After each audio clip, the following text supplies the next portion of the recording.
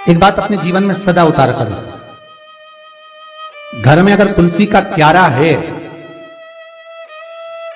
तो तुलसी महारानी हमें ये बता देती है कि हमारे घर में सुख आने वाला है कि दुख आने वाला है। जैसे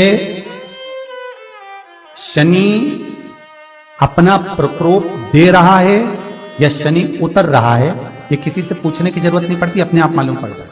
कैसे? शनि कथा अगर आपने सुनी हो तो उसमें व्याख्यान आता है शनि कथा में, पांव की चप्पल बार बार टूट रही हो, कमर से नीचे जो वस्त्र पहने हो वो फट रहे हो, कहीं पजामा है, धोती है, आदि वस्त्र हैं, कपड़े हैं, वो अपने आप फट, आज के जमाने में तो फटे फटाए पहनते हैं लोग, फैशन उसकी गारंटी नहीं है, उसका हम वर्णन नहीं कर रहा। हम जब पहनते हम समझ जाते हैं इसको शनि तो ऑलरेडी लगा ही हुआ।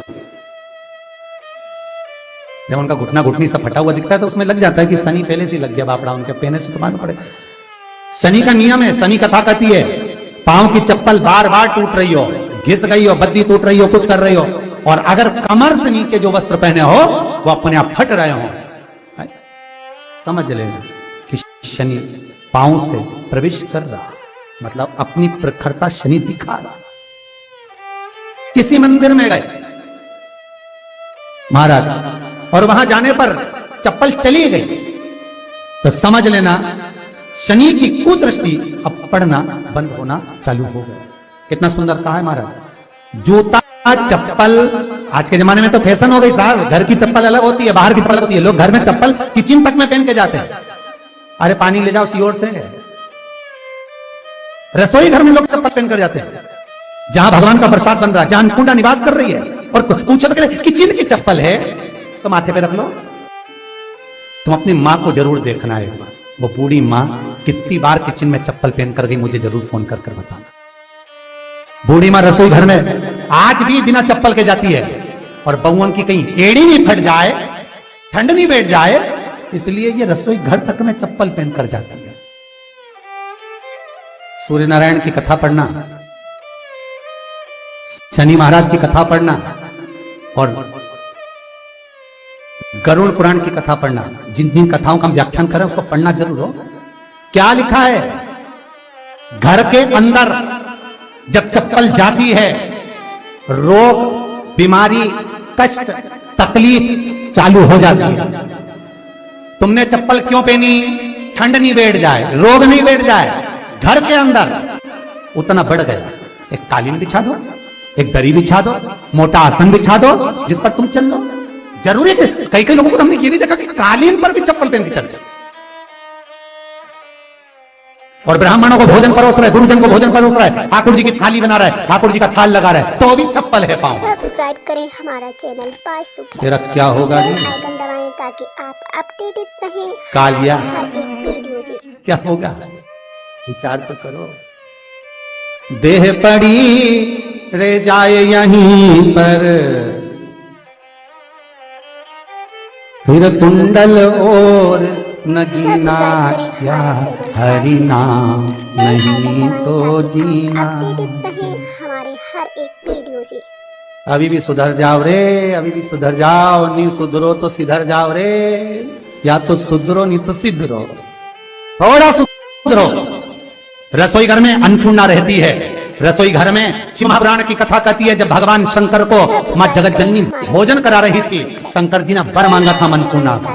ए अन्नपूर्णे, तुम मेरे घर के बच्चों का भरण पोषण कर रही है। इस मृत्यु लोक में जितने मनुष्य जन्म लेते हैं ये मेरे पुत्र कहलाते हैं।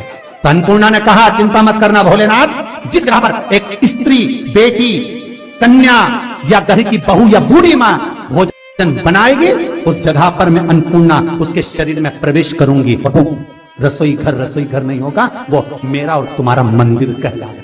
अब मंदिर में चप्पल पहनकर भोजन का निर्माण करना ये श्रेष्ठता है। एक आसन पटक लो आप रसोई घर के अंदर, जिस आसन पे खड़े होकर आप भोजन बना लो, मोटा सा आसन रख लो, चप्पल की जरूरत ही नहीं। श्रीमद् भागवत कथा कर रही है तुलसी का मात्र, तो शनि अपनी दृष्टि बता देता है। शास्त्र कहता है जब घर के अंदर प्रवेश करने के, जब आप घर में प्रवेश करें तो कोने में चप्पल को उतार दें। बाहर जगह नहीं है तो घर के अंदर प्रवेश कर लेफ्ट में चप्पल को उतार दें। और 7 या 3 कदम के अंदर चप्पल उतर जाना चाहिए घर के अंदर में। और उसके बाद अगर चप्पल अंदर प्रवेश कर रही है तो राहु केतु शनि के साथ प्रवेश करते हैं, जिसके घर में बीमारी कभी पीछा नहीं छोड़ती। शनि कथा, सूर्य की कथा का स्मरण करिए, आपको मालूम पहचान हो जाता है। महाराज तुलसी बता देती है कि आपके घर की दशा क्या है। बार बार जल डालने के बाद भी तुलसी सूख रही है, बार बार आप पूजन कर रहे हैं, पाठ कर रहे हैं, तो भी तुलसी के दल सूख रहे हैं। तुलसी बता देगी कि तुम्हारे घर में तकलीफ आने वाली है, कष्ट आने वाला है, सूख रही है। किसी ने जरूर कुछ ना कुछ ऐसा है कि इसमें घर में कुछ तकलीफ आएगी, तुमने लगाया फिर सूखी, फिर लगाया फिर। तुलसा महारानी बता देती है कि कष्ट है। और जिस गमले की तुलसा घेर घमोर हो, फलित हो, आनंद में हो, तो उस घर में फिर दुख नहीं आता, समृद्धि खुद बढ़ती चली।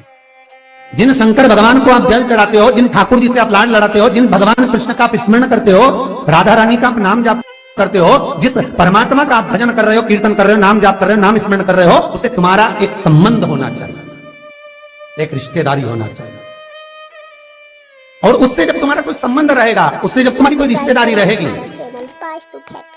तो उस रिश्तेदारी में जैसे ही आपके प्राण छूटे, और छूटते से ही आप जब गए, जाते ही आप कहोगे कि कृष्ण से मेरा ये संबंध है, वो मेरा पुत्र, वो मेरा भाई, वो मेरा बेटा, वो मेरा सगा, वो मेरा रिश्तेदार, वो मेरा कुटुंबी, वो मेरा पुत्र। जब कहोगे तो तुरंत प्रवेश हो जाए। बेल आइकन दबाएं ताकि आप महाराज अपडेटेड रहें। भगवान से संबंध होना चाहिए। कई लोग भगवान को सवेरे से रिझाने बैठते हैं तो भगवान को बनी बनाई बात कहते हैं, ये पाठ कर लो, ये पाठ कर लो, ये पाठ कर लो, ये स्तुति कर लो, सारा बना बनाया। तुमने अपने दिल से कौन सी स्तुति गाई? तुमने अपने दिल से कौन सा भगवान को निवेदन करा, कौन सा नमन करा?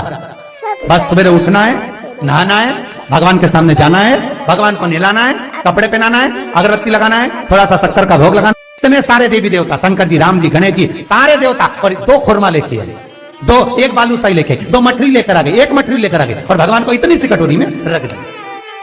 अब बोले, कई लोगों से पूछा, इतनी सी कटोरी में 1 मठरी, 1 खुरमा, और रोज मठरी खुरमा एक साथ नहीं रखती। वो तो आज दिन मठरी का भोग लगा दिया, कल खुरमे का लगाई, परसों गुजिया का, परसों पपड़िया का, तो एक डब्बे में भरे भराए रखे, रख दिया। और 1 लड्डू रोज लगा देगी, इतना बड़ा। तो पूछा, इतना सा लड्डू और इतने सारे भगवान कैसे खाते होंगे? तो क्या भाव से।